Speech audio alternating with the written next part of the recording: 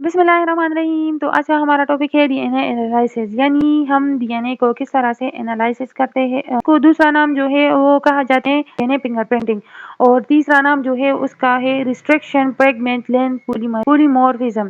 तो इसको first of all Alec Jeffreys ने 1985 में जो है डिस्कवर किया था। और प्रोसीजर इसका क्या है, प्रोसीजर ये किस तरीके से होता है, तो ये होता है RFLP के ज़रिए से। इसमें हम सबसे पहले क्या करते हैं, कलेक्शन करते हैं डेटा का। एक पीस हम इसका कलेक्ट करते हैं, तो ये ह्यूमन सेल में से कुछ भी हो सकता है, ब्लड भी हो सकता है, हेयर भी हो सकता है, नेल भी हो सकता है, या कोई भी चीज़ ही हो सकता है, ठीक है।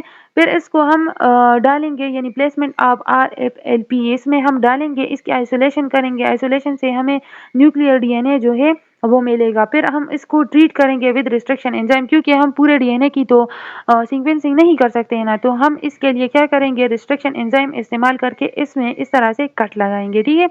अब इसको जब स्लिट किया, तो हम इस वन पीस की जो है इसकी फर्दर एनालिसिस करेंगे।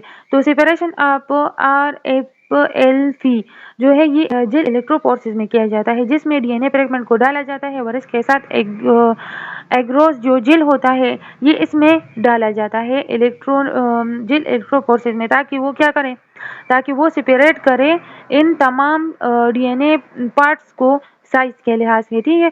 तो हमने इस जेल में जो है इसको डाल दिया डीएनए को, तो जो हैवी थे वो ऊपर आ गए, और जो हैवी ये इस तरीके से या आ गए, ठीक है। तो ये जो हैवी है वो ऊपर आ गई, और जो स्मॉलेस्ट है वो इस तरीके से बाहर नीचे की तरफ आ गई। अच्छा, फिर है साउथर्न बोल्टिंग जो है ये क्या है, ये नाइट्रोसेल्यूलोज होता है, ब्रेन होता है या पेपर होता है। ये यहाँ पर हमने जो क्राइम वगैरह हुआ होता है इसका डीएनए हमने जेल इलेक्ट्रोफोरेसिस में भी डाल दिया, और ये अब यहाँ एक और ट्यूब हमने लेकर इसमें उस बंदे का जो है ये डीएनए डाला हुआ है। तो इसके लिए हम क्या करेंगे, पहले इसको एक प्रोब के साथ अटैच करेंगे जो रेडियो एक्टिव फ्लोरेसेंट होता है, और ये सिंगल स्टैंडर्ड होता है। सिंगल स्टैंडर्ड होने की वजह से, क्योंकि डीएनए भी सिंगल स्टैंडर्ड है और ये भी सिंगल स्टैंडर्ड है, तो इसमें हाइब्रिडाइजेशन होती है। हाइब्रिडाइजेशन की वजह से जो डीएनए है उसकी सब सीक्वेंस यानी बहुत स्मॉल फ्रेगमेंट में जो है वो तब्दील हो जाता है, और फिर इसकी डिटेक्शन होती है। इसको फिर ऑडियो रेडियोग्राफी से निकाल लिया जाता है। आफ्टर हाइब्रिडाइजेशन हमें इसको देखने के लिए क्या करेंगे, एक्सरे पहले में इसको डालेंगे। जब इस ये एक्सरे पहले कहाँ से आता है, ये एक्सरे से आता है, ठीक है।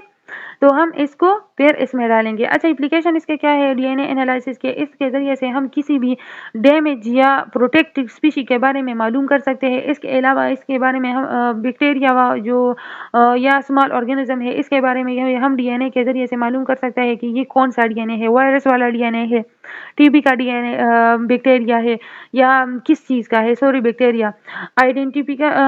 इसमें हम जो है आइडेंटिफिकेशन करते हैं सस्पेक्टेड रेपिस्ट, यानी अगर रेप हुआ है तो हम उसका स्पर्म लेकर इसकी जो है उसका स्पर्म लेकर जो है एनालिसिस डीएनए का करके मालूम कर सकते हैं कि किसने ये रेप किया है। अच्छा, मैच ऑर्गन डोनर, यानी जब परस करे अगर किसी को किडनी की ज़रूरत है तो वो किसी डोनर से किडनी लेगा, तो सबसे पहले उसकी डीएनए एनालिसिस होगी। पहले इस तमाम प्रोसेस के यानी किसी ट्यूब में जो है डीएनए को डालेगा, और इस तमाम प्रोसेस से निकाल कर जब वो मैच होगा तो ये ट्रांसप्लांटेशन का प्रोग्राम फिर इसके ज़रिए से हो सकता है। इसके अलावा इवोल्यूशनरी हिस्ट्री ऑफ ह्यूमन, यानी इसके ज़रिए से हम इवोल्यूशनरी हिस्ट्री भी निकाल सकते हैं। वो किस तरीके से, वो इस तरीके से कि जो एक ह्यूमन था जो मर चुका था, यानी बहुत ज़्यादा ओल्ड था, तो उसकी ब्रेन की जब डीएनए जो एनालिसिस की गई तो पता चला कि वो 76,000 ईयर ओल्ड था, ठीक है।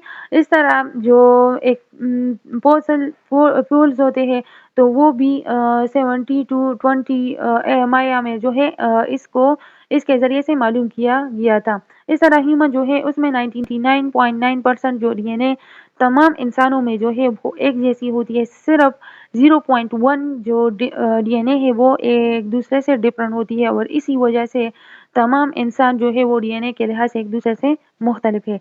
और इस तरीके से तो कोई भी इंसान जो है वो दूसरे इंसान को नहीं बना सकता, तो सिर्फ़ एक अल्लाह ही की ज़ात है जो इस तरीके से कर सकता है। So take care, bye bye.